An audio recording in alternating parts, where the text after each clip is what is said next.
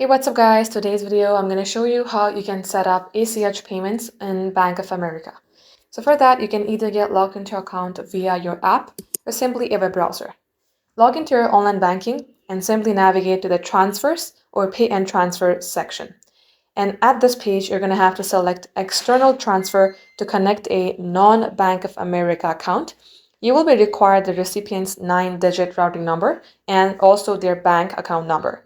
Go ahead, type in that, and you're going to have to also verify the external account using maybe 2 small deposits, which can take up to a few business days. Once done and once verified, you can select Make a Transfer and choose the external account and select ACH as the transfer type. If you are a business user or maybe small business owners, you can use wires and ACH and select Send ACH Payment in the Pay and Transfer tab to pay vendors or employees. And just like so guys, all you have to do is confirm your action, follow the on-screen prompt, and then you will be able to do. Thank you for watching.